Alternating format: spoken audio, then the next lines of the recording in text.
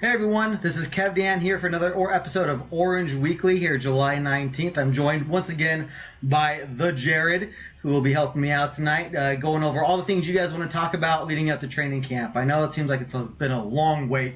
I've been having withdrawals. I don't know about you. I don't know about you guys, but yeah, I'm ready to get into this. I'm ready to talk about Broncos. I'm ready to talk about all the stuff that's going up to training camp and get ready for the preseason. Go over some of the stuff we're going to talk about. But before we do, if you're new to Orange Weekly, welcome to the show. Please go ahead and post all the questions, topics you guys want to talk about, because really that's what the show is about.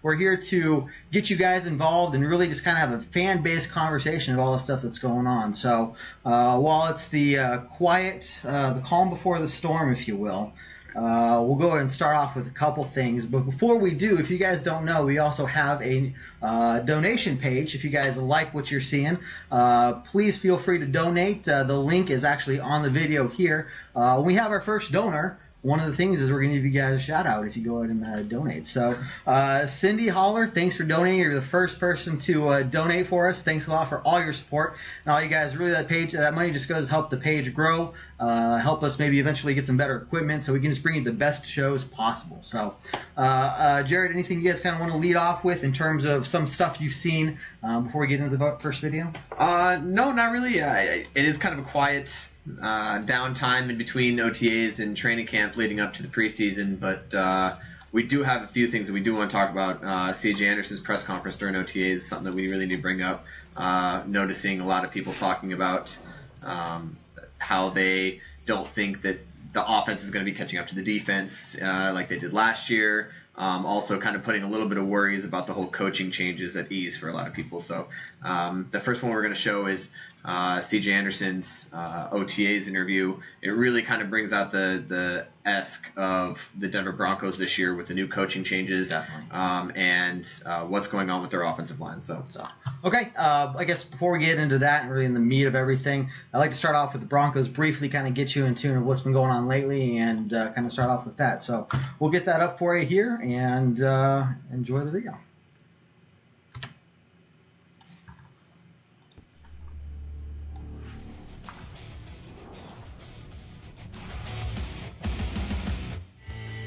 Broncos might not be hitting the pads until the end of July, but that doesn't mean things were quiet this weekend at the Pat Bowlen Fieldhouse. On Saturday, USA Football held their protection tour inside Broncos headquarters. This health and player safety clinic hosted over 200 Denver youth football players and their parents to make sure each youngster was prepared for the upcoming football season. I've been a master trainer now for 5 years, and basically our goal is to make it a better, safer game.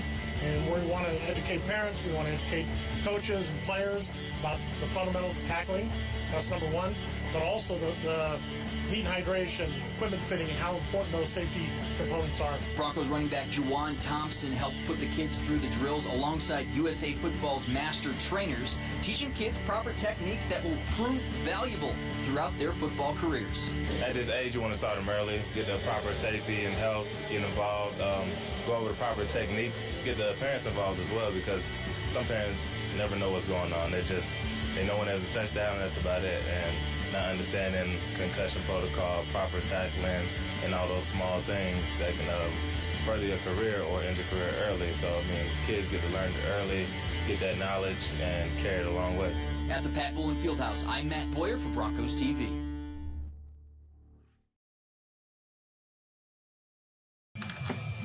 Okay, it's really good to see that even on the offseason, our players are really staying involved with the community, and I know it's kind of an NFL thing in general, but I don't know, me personally, I really take it to heart that these guys are doing their best to help out. So absolutely, like I said, it's kind of the quiet before the calm before the storm, but these guys are still staying active and being as involved in the community as possible. So to kind of kick off the show, Josh, thanks for joining us tonight. Hey, go ahead and post any questions, discussion topics you want us to talk about before we kind of get any ideas from you. We'll go ahead and go into this kind of discussion about one of the interviews C.J. Anderson actually gave at the end of OTAs. And from my perspective, kind of what I've seen a lot of are people are, I guess, anxious, maybe a little bit worried about what to expect from this offense. And, they've seen the struggles that the offense has had the last couple of years. And now that we have a new coach, his first time, being a head coach in Vance Joseph, we also are bringing back Coach McCoy, who was there earlier.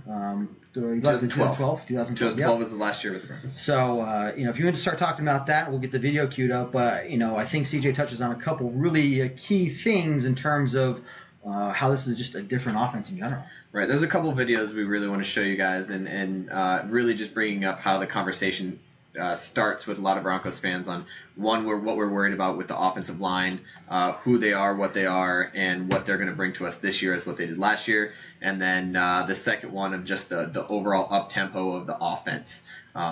There's been a lot of concerns, especially in the past couple of years, with our up tempo of our offense being real low. We're okay winning games 12-6, right? Where he really goes into talking about how Mike McCoy is not that kind of offensive coordinator. He's really more of a let's put some points on the board, get our defense to do out there and make their move, and putting up 20, 30, 40 points a game as opposed to 12, 13, 14 points a game. Well, I think that's the key difference, though, is under previous coaching staff last couple of years, it's a low-scoring game, but the point there was to really wear down the other team with the run attack, just over and over and over again, until that fourth quarter, where if you're better. If you're more fit, if you have better conditioning than the other team, that's how you're going to get your win versus the offensive attack. Right. I think we're going to see here. Right, and we can't be mad at it. I mean, it won us a Super Bowl, so we can't be too mad at the whole concept. Not. It's really just two sides of the quarter at that point. You really don't know what you're going to get with either one. There's pros and cons to both of them, and we're going to see what the other side looks like. So, sure. Okay, here we go. Pretty diamond. How much do you think about the fact that there's only so many carries to go around and that you guys are competing against each other? We're all going to get opportunity to make plays. That's just what I've been telling people, and that's just the truth. We're all going to get out a chance to make plays, and when 22's in the game, 22 got to make plays. When Jamal's in the game, he got to make plays, book, etc. We're all going to have the opportunity to make plays, and it's just when you make those plays is it what matters. So, our room has always been the same since I've been here.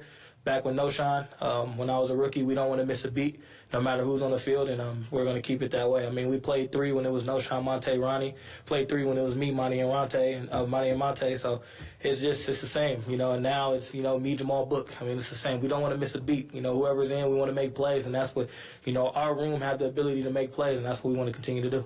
CJ, what's going through your mind this offseason when they bring in Leary, and that was a focus, they grabbed Bowles in the first round, they bring in Malik Watson, and then when you see them out on the field now, what kind of group are they? So kind of what were you thinking as they were building this O-line, and then what do you see out there?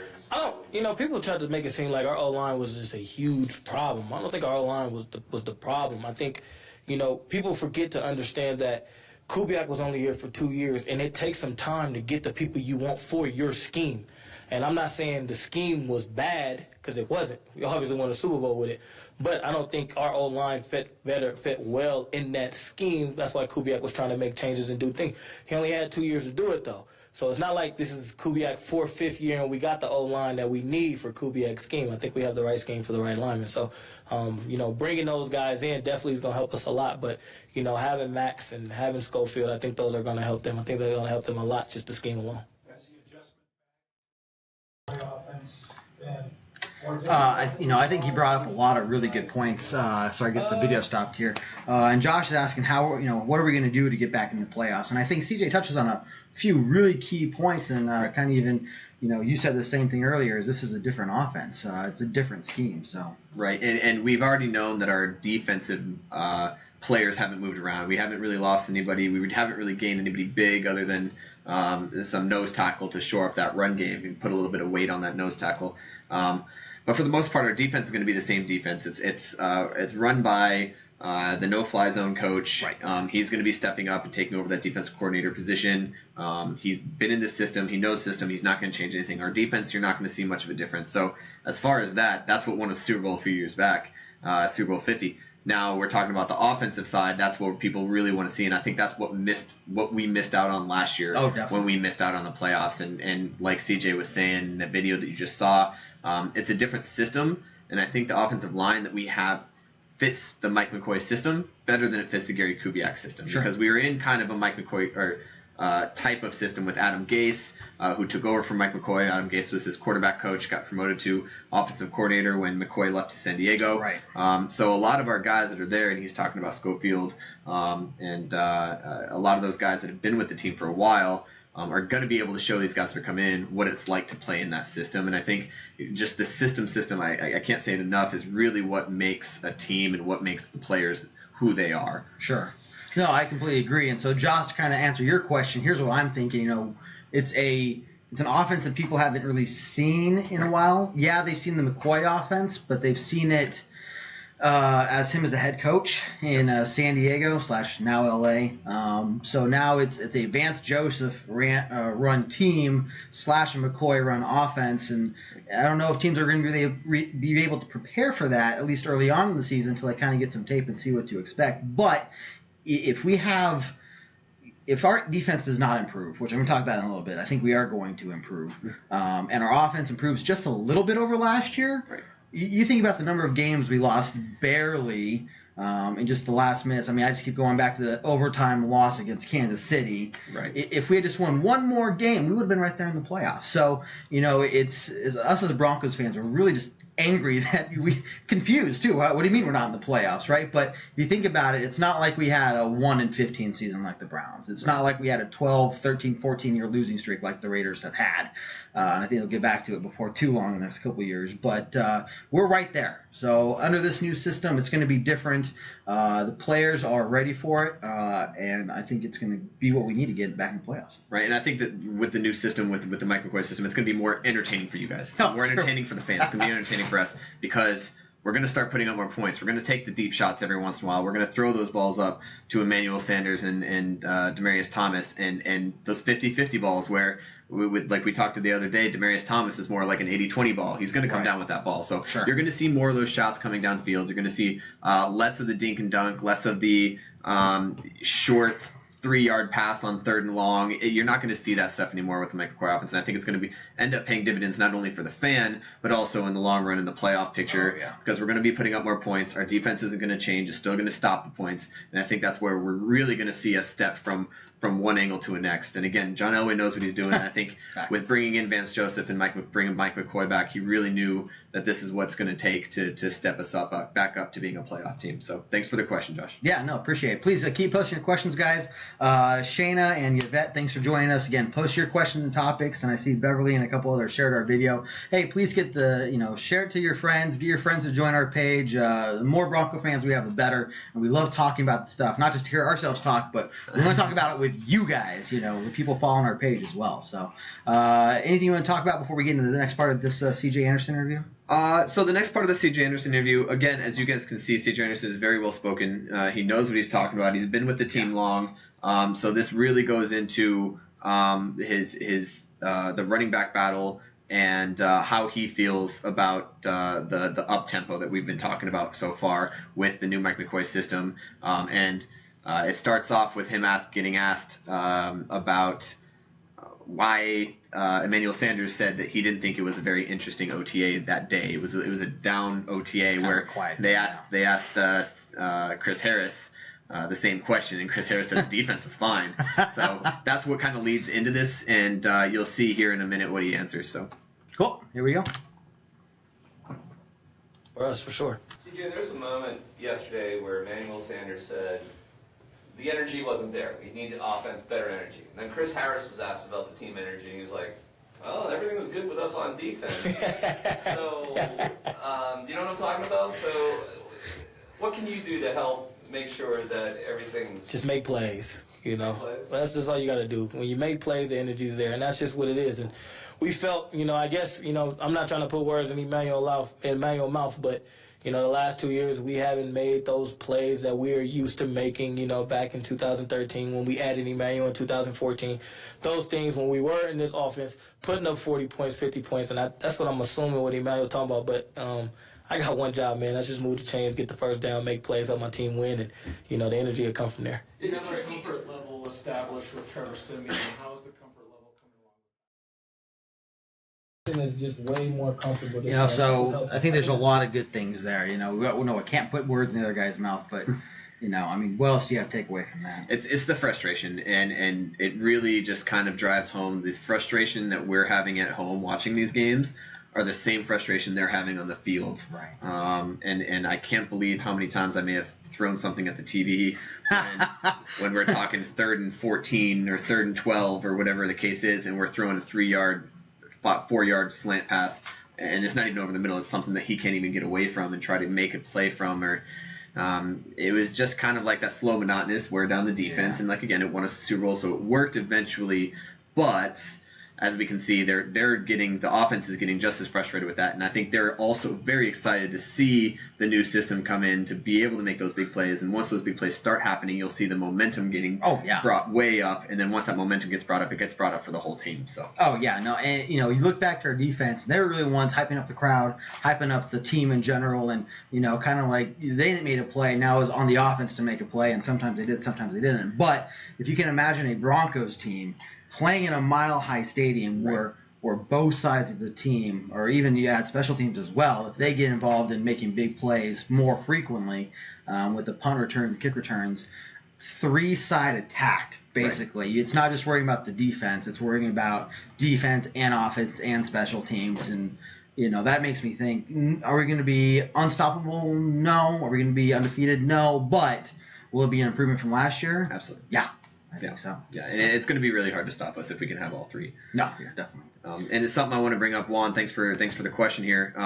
It was something that C.J. Anderson had brought up in his interview too. It's always, for the past 3 years since C.J. Anderson got there, it's always been kind of a three-headed monster. Right. And I really do think they're really going to have Charles, C.J. and Devontae Booker be a three-headed monster. And what's really the really good thing about that as an offensive coordinator is no matter who you have in the backfield, the defense has no idea what's coming. Right. And I think we mentioned this a couple weeks ago where you could put any of those three guys back there, and it could be a possibility for a run or a throw, really. So I think Mike McCoy is kind of licking his chops here at this point because he's thinking, okay, I have three great running backs, and Devontae Booker's in his sophomore season, and he was a good running back, and he can be an even better running back given a chance. And I think C.J. Anderson's right. Just give either one of them the ball. It keeps them all healthy.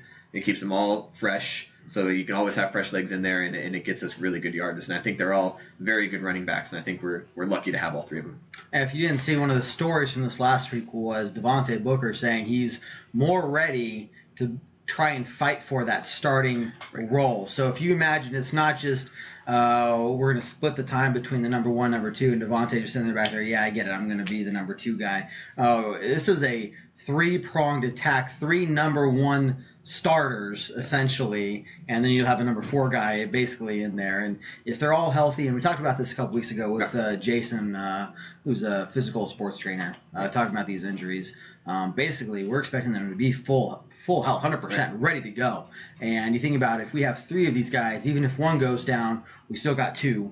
If another one goes down, we still got a 3rd. So there's a lot of depth there in terms of it's something we should be able to count on all season. Absolutely. I agree with you 100%. So, Juan, appreciate the question. I think what I'm going to see is, if anything, splitting it 2 ways, but probably all 3 as well. Yeah. Booker's not going to be sitting on the bench. I guarantee you that. He's going to get out there and get his own share of playing time.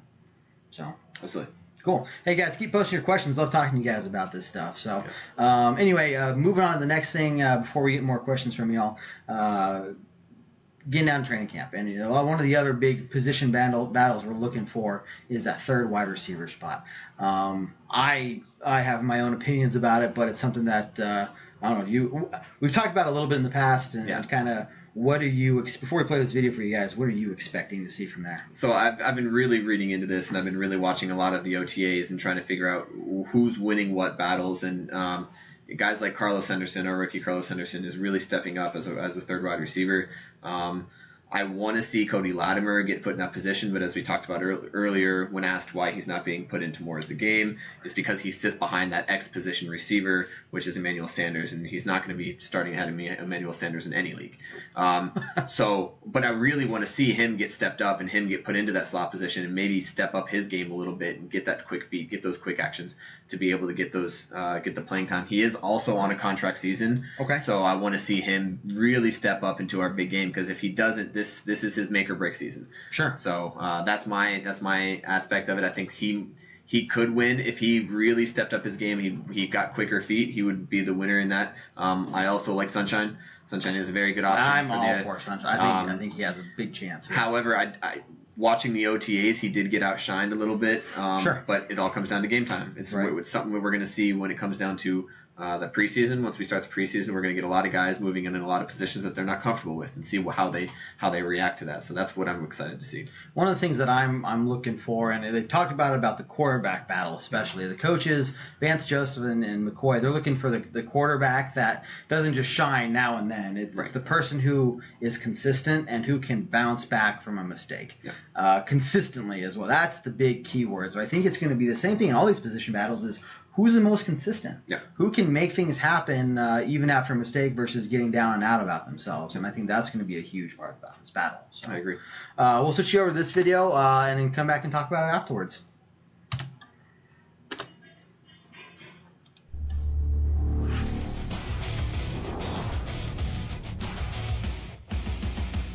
Happy 7-11 day. Settle in with your free Slurpee and enjoy this edition of Countdown to Camp. We're talking about wide receivers today, guys, with Matt Boyer, Eric Dalala. I'm Phil Milani, and we're specifically looking at the 3rd wide receiver spot.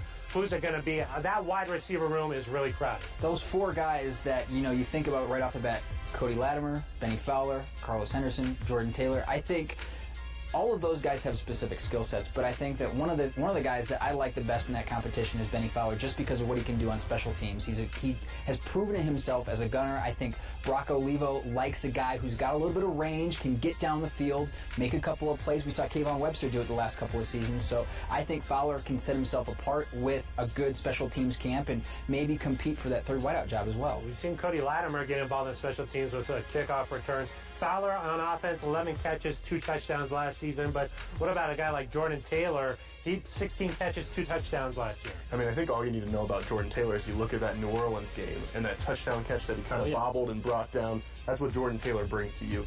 He brings that kind of explosive catch that you need every once in a while, and he could be a guy that maybe he makes enough plays that you can't get rid of him. I think that's really important to consider.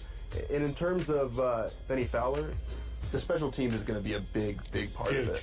Yeah, because you think of a guy like Carlos Henderson, Isaiah McKenzie, what they can bring to special teams is just going to increase their chances of being able to compete for that third wide receiver role. I mentioned some of those statistics there, 11 catches, 8 catches for Latimer, Taylor 16 catches. I think they want more production from that third wide receiver spot, no doubt about that. That's why you go out and draft 2 young guys, like you mentioned, Carlos Henderson and Isaiah McKenzie. What have you seen from them during the offseason? Well, Eric mentioned Isaiah. I think this coaching staff is very high on Isaiah because of where he was taken, and I think the pedigree coming out of a big school, SEC country like Georgia.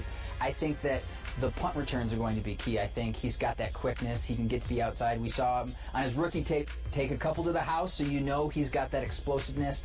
I think that he and Carlos Henderson is more of your prototypical big wideout. He's got that big upper body. Runs like a running back. Right, and I think he is going to get his chances, but I think that Isaiah is going to give you some good change of pace. Isaiah McKenzie looks like Eric Dalal out there. That shiftiness. I've seen him. I think I'm a little taller.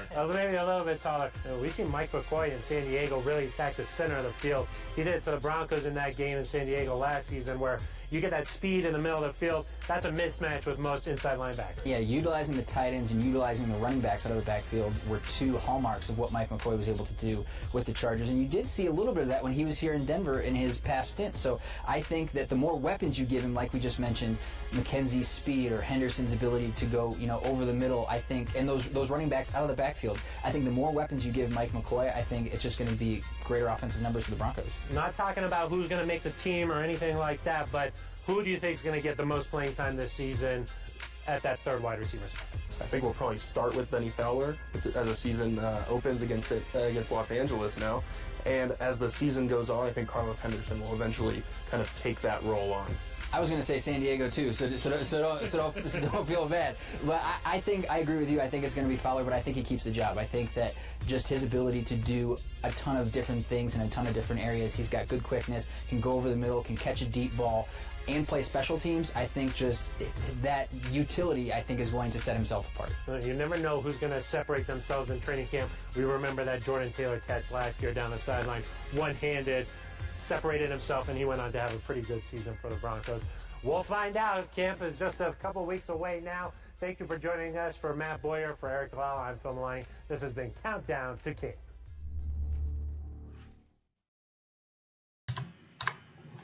One of the key phrases that really stood out to me there was weapons.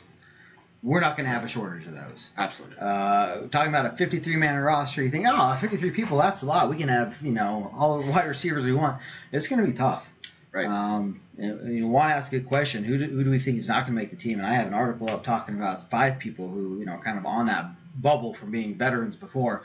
They kept throwing out that name, though. Jordan Taylor, Norwood and Fowler and all those guys. Right. And, it'll be interesting to see what they do. How much of this is carried over from last year versus new coaching staff, new day, new season, start from scratch, make a name for yourself, and prove that you deserve a spot. Right, and outside the top 2 guys, that's pretty much what it is with new coaching staff. Outside of Demaryius Thomas and Emmanuel Sanders, they're talking, show me what you got. Show me what you got now. Show me what you got in front of me. I don't care what the tape says. I think what we're going to get away with, though, and I'm hoping to get away with in our 53-man roster, is keeping guys like Carlos Henderson and Isaiah McKenzie, our 2 rookies. Oh, yeah. But putting them on special teams roster spots. I would agree with that. So we're talking about Isaiah McKenzie probably going to be our punt returner, kick returner. Carlos Henderson will probably be on our roster spot as a receiver, but now you have guys like Benny Fowler or Jordan Taylor. We're deep. We're really deep on guys that will make plays, and I don't think we have a single guy on our team that was going to drop a ball. So I think that's what we really have to count our blessings for. And Mike McCoy sitting back when he took over this offensive coordinator job, he's licking his chops. He's happy to have the threats that he does, and this is probably the greatest, hardest decision that he's going to have to make. Oh no, I agree. But think about it. You got Demaryius Thomas and Emmanuel Sanders. Right. Boom. You get cover 2 on those guys, you put a third guy there, and he's going to be wide open. Absolutely. Okay, you get all your guys on Demaryius Thomas, and if Sanders isn't open, somebody else will be. Right. There's just not going to be enough players on the defense to cover our wide receiver talent. And if they find a way, they're not going to be able to stop the run, because that's when we're going to attack them with CJ and all the other guys we got there. Right, and I want to mention that Mike McCoy's offense uses his tight ends very well. In San Diego, he really brought Antonio Gates back into the limelight after he'd kind of gone down and had a few rough seasons, brought him back in with his offense. He really likes going over the middle to his tight ends, and I think especially in the end zone, you're guys going to see guys like Virgil Green, you're going to see guys like Jake Butt, one of our draft picks this year. They're really going to step up into this game, and they're really going to step up to be one of our threats in the end zone. And I think that's it. Again, who are you gonna cover on that point if you're a defense? So I think that's something that we really have to look forward to. You said the name Virgil Green, and Juan, getting into your question now, list of veterans who may not make the team. The first on the list is Virgil Green, and we can kind of talk about the tight end battle there, like you're talking about. Right. Because we like to utilize our tight ends now under the McCoy system more than just blocking like they have been in the past. It says that he flashed glimpses of Pro Bowl caliber talent. This is Virgil Green, by the way. But it was underwhelming in 2016. Like I said, it's not because they were failing. They were doing their job blocking, but not really being used to make passes. So, do you see him having a problem making this 53-man roster? I don't think so. I think he's one of the big guys on the offensive line. He really understands how the system works, especially the guys sitting next to him. And I don't think he's going to be someone that we lose. I just want to bring up that back when we had Julius Thomas before he left us, we had him and Julius Thomas both on the offensive on the tight end position. Right. But that was a very specific. If Julius Thomas was in the game, it was a pass. If Virgil Green was in the game, you knew it was going to happen, right? And it wasn't really it wasn't really a surprise. Like you could really just watch that the entire game, and defensive coordinators would love it. Yep.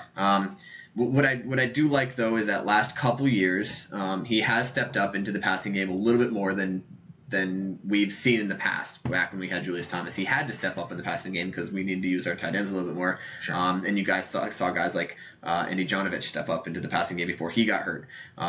So we're gonna have to be able to spread the ball around. But to answer your question, I don't think that we're gonna lose him. I don't think he's gonna get cut. I think he's one of the veterans on the team that really kind of keeps the team together and molds the team, and they really like him out there. Now here's the one thing with him, and we're talking money, and if there's I trust John Elway to do many things, and one of the top ones is to be able to find something in players that nobody else sees, and then bring that out in them.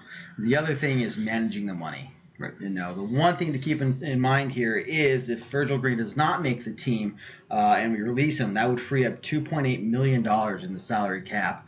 And what do you think? Worst case scenario, we need that money to fill out another hole we're finding in these training camp practices, preseason games, to go out and get one of these free agents that are still out there. I don't think we have any holes.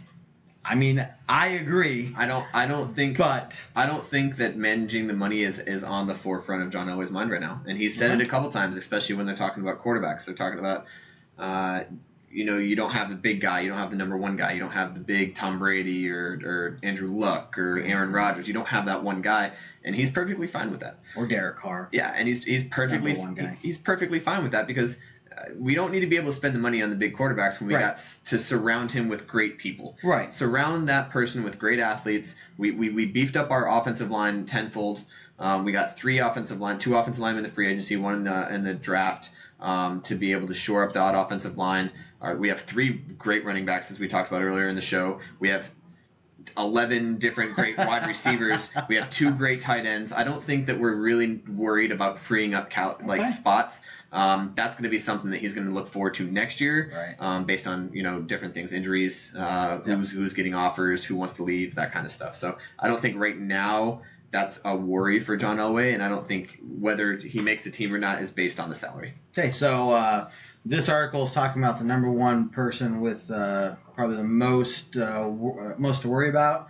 We're thinking we're going to keep him, Virgil Green. Absolutely. Number 2 guy, Michael Schofield, and I want you to think back to the second half of the game in 2015 against the Raiders.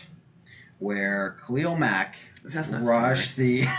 It's not. It's too long ago. However, that's just what he's most well known for. Right. Kind of people think Schofield and they think that Mack attack is over and over again, and does he have something to worry about? Making the 53-man roster? Yeah. No. Starting? Absolutely. Okay.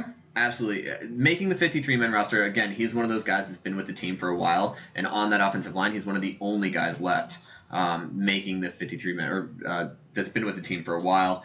I don't think we're going to lose him. He knows the system. He's been with it for a while. He knows the guys around him. However, his job is definitely at stake. I don't think he's going to take the starting spot, but you got to have a guy like that to stay on to be able to take over if somebody gets injured or something happens. Right.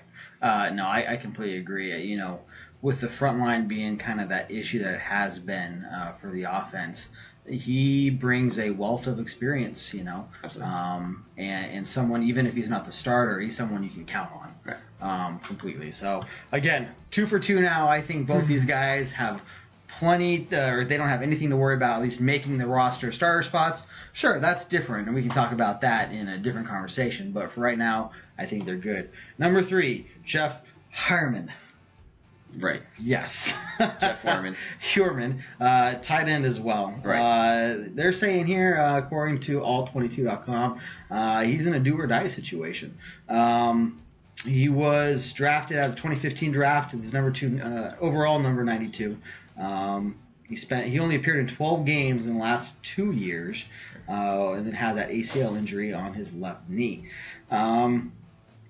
I don't know. I'm thinking we could potentially see a breakout year from him if he's healthy and if he's ready to contribute. Right. So he was one of the big busts from that draft. Right. He was what we're considering Jake Butt this year. Sure. Of that draft. I mean, look at his size. He's 6'5", 255 pounds. He's fast. He's physical. He can jump. He can get everything that you need to before his injury. Right. And he's in the do or die situation because he's in his contract year. Kind of like Cody Latimer. He's from that same draft as Cody Latimer was, where we really need them to step up, both of them. Now, Heuerman, he's got some problems because we got Virgil Green and Jake Butt coming in. Right. Neither one of them with any injury issues, especially with an ACL. It's a tough injury to come back from. It's a tough injury to succeed on. If he does make the team, he will be sitting in a tight end 3 role, I think. I don't think he's going to be, and that's only if we're in double tight end sets, which right. I don't know if we're going to go a lot. So so far of the top 3, I think he might be the biggest bubble on whether or not he makes the 53-man roster. So the question there is, how much time do you give him? Do you give him training camp and then say we're just not seeing enough growth from you? Right. Do we give him half the season? Do we give him a full year and say that's it? It's your last chance? No, you're going to see these guys. You guys are going to see these guys just like our running back and our receiver battle. It's going to be in the preseason. Okay. Before we have to make that 53-man roster cut, you're going to see these guys, especially the guys on the bubble like Heuerman. He's going to get a lot of playing time in the preseason, and it's do or die for him in the preseason to make the 53. He's on the bubble the entire year. He do or die to make the 53-man roster, do or die to get a spot to even play. And if he doesn't play by the end of the season, he's on a contract roll. What are we going to do with him? I mean, we could pay him chump change to stay on our practice squad, but we'd really like to keep him, and because we know his potential. But that's really what it comes down to. Yeah, definitely. 2 for 3. Right. He might have something to worry about, but it kind of depends on his growth from this offseason and how he kind of functions under this new coaching staff. Yeah. Number 4, Will Parks. I don't know about this one. I mean, I don't even know where to begin with it. Safety. We have the no-fly zone. We have kind of depth on the defense. Is he kind of more of a concern, or is he kind of taken care of? I didn't think he was really on the bubble. I'm trying to see what this it's more during training camp and preseason action. It's more of stuff that he's had. It's going on during his personal stuff. Right. Keeping his nose clean. Obviously, he's an athlete. Right. He's a great athlete. And that's exactly. He played quite a few games last year with injury to our safety. And he got a lot of playing time. He got beat a couple times, but at the same time, he also made a lot of plays. It happens. If he is on the bubble, it's more for his professional, and especially with Vance Joseph coming in, he's not a guy to give up on a guy because he's a not a professional. Right. He's not somebody to give up on that. So you're going to see guys like Will Parks. He's going to make the team. He's going to play, and he's going to get his play time, especially once we start going into Don nickel packages. He's in all of them already. Sure. So I don't think we've really picked up anybody that shores up that spot. He already knows plans. He knows people around him. Right. So I don't think we're going to lose him. So, if it's obviously if it's a personality kind of issue, I think that's it should be easier to fix based off leadership and what the team's doing than he just doesn't have the skill. Absolutely. He has a skill. He just needs to make a personal adjustment. I think he'll be fine. So we're saying 4 for 3. These guys are good to go. Yeah. Last one, Andy Janovich.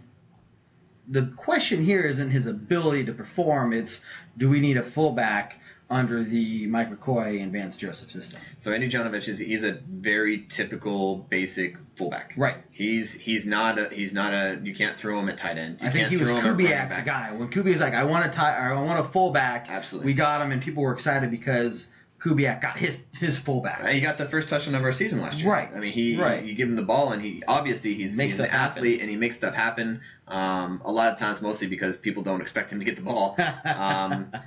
Yeah, what it really is going to come down to is Mike McCoy and Vance Joseph are going to sit down and they're going to say, what is our need for a tight end? How often are we going to use him, and is he worth keeping on the 53-man roster? Right.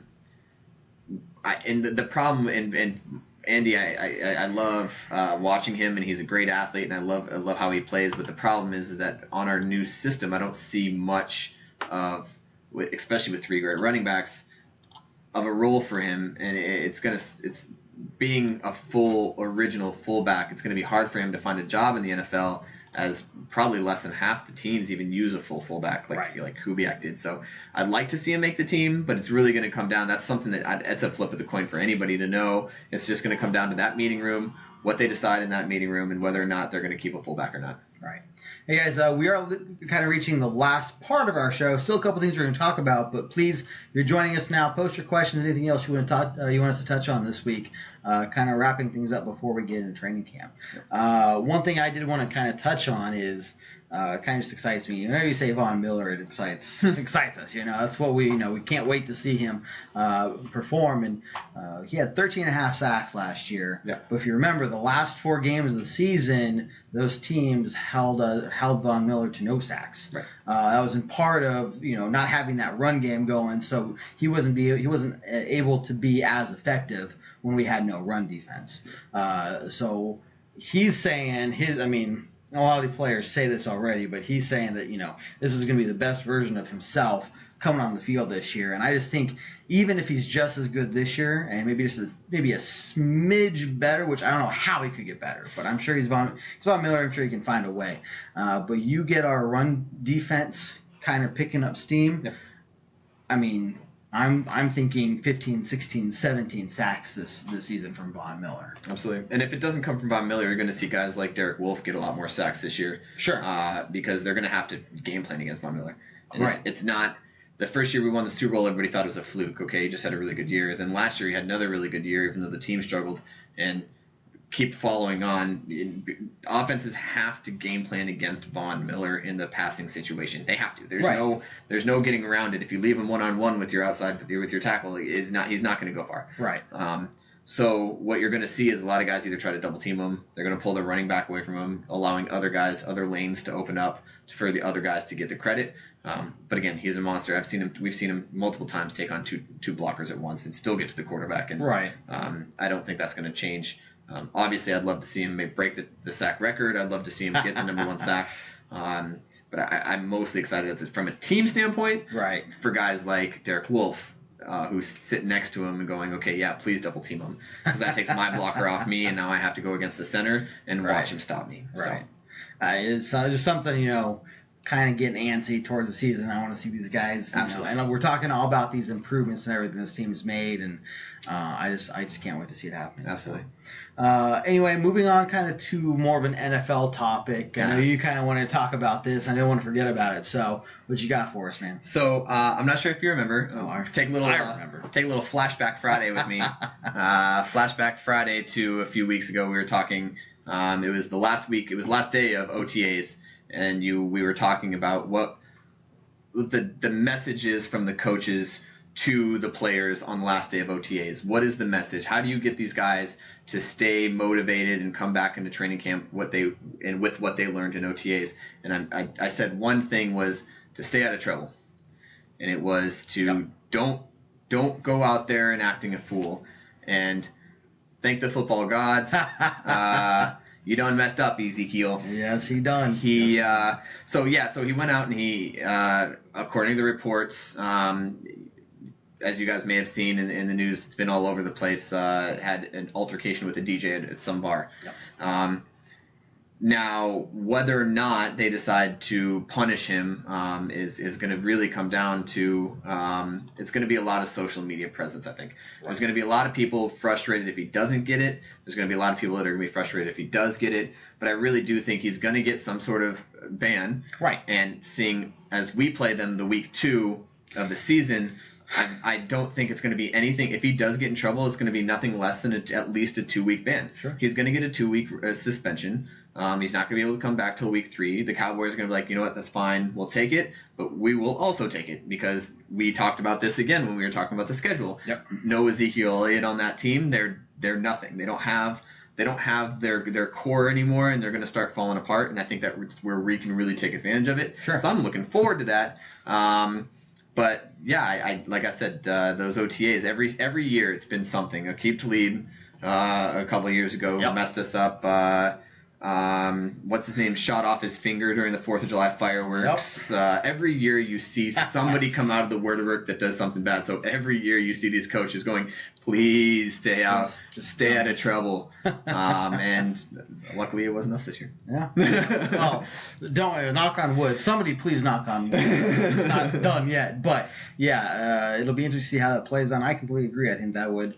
With the key pieces they've already lost this season, and including us taking one of their offensive linemen, Ronald Leary, I don't see them being as effective. Dangerous, yes. I don't want to count them out by any means. Oh, absolutely. But should our defense really have too much trouble with them, the way it's looking, if everyone's healthy and they don't have Ezekiel Elliott, maybe not. I mean, their offensive line was gutted. Ezekiel Elliott, if he's out against us, their defensive backs were all gutted. All their defensive backs were gutted from last year, so they're not the same team like we are. And they're without Ezekiel Elliott, I don't think they're any team. Right. We'll pull up the schedule here in a minute. Juan, you did ask a question. Do we think Elway will re-sign T.J. Ward and Matt Paradis during the season? Well, first off, I know Matt Paradis isn't going anywhere.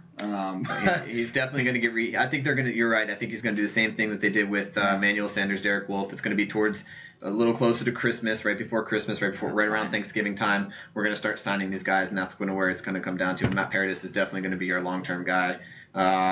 T.J. Ward, I agree as well. He's part of that no-fly zone. Like you can't get rid of T.J. Ward. Again, though, it all comes down to the individual players too. The individual players may want to test free agency. Sure. But I think John Elway is going to do a really good job of talking them into staying with us, seeing as they're lifelong Broncos already. Emmanuel Sanders, that's a tough one. Emmanuel Sanders is getting up there. Oh, yeah. So we're going to try to re-sign him, and if we re-sign him, I think it'll only be to a 1, maybe 2-year deal. And give him the option to retire. See what he wants to do. Let him play the field. Let him. He's not going to go anywhere. I think he's gonna stay with us, but whether or not he wants to retire or not, that's really going to come down to it. So we might not even see an Emmanuel Sanders contract signing until about this time next year. Right. When it gets closer to that, because once we get closer to that, we can start looking at our budget. We can start looking at whether or not he wants to retire, how we did during the season, how he feels next season is going to go. All those things play into effect when you're talking about guys that are on the edge of retirement. So that one's going to be a little bit tough. But I do think T.J. Ward and Matt Paradis, Derek Wolfe will probably sign with us again. I think he might be on our he might have another year left too. I think we just signed him a couple years ago. I don't see these guys leaving though. No. If we can help it. I can even see them. They'd be the type of players who would take that hometown discount. I really believe that. Right. And I think that would allow us to stay strong in the continual playoff, if not Super Bowl contender, like we normally are. Absolutely. So, Okay, guys. Anything else you got on your mind before we head on out? No, I'm really excited for training camp start. Ready for preseason. We'll be here a week from tomorrow, guys. I also wanted to go out and thank Kevin S. Thank you so much for doing the hype videos for us. Hopefully you guys are enjoying those. Keep sharing them. Keep loving them. Keep inviting your friends to the page. Those hype videos are really kind of cool, and he's doing those for us. So thank you so much, Kevin. Yeah, definitely appreciate it. Definitely, and talking about making videos and kind of bringing our page up, and again making it as enjoyable for you guys as we can. Remember that we did set up a Patreon account. We do have one patron so far. We're getting $9 a month, which I seriously, that'll reach a lot of people, and that's a really good foundation to start on. So once again, Cindy Holler, thanks for that, guys. Please visit, and if you appreciate what we do, if you want to help us grow and kind of reach out and become a bigger page and improve the quality of our show and the videos that we make, and be able to make more of them for you guys, heck, even a single $1 donation a month helps out a ton. So please visit that. Again, it's patreon.com/orangeweekly. It is, again, posted on the video here as well. But like I said, any help you guys throw our way, any support you guys throw our way, even if it's just sharing the videos, if you can't make a donation, sharing the page, we appreciate it. Absolutely. Thank you so much. Sweet, guys. I think we're going to sign off here. Next time we talk to you, it'll be basically time to start talking about what's actually happening during training camp. Can you believe it? It's like it's almost like Christmas Eve, and I feel like I did as a kid. So yeah, guys, like I said, appreciate all your support and everything you do for us. So from all of us here at Orange Weekly, we'll see you next week, guys. Thank you very much. You take care. Go Broncos. Go Broncos.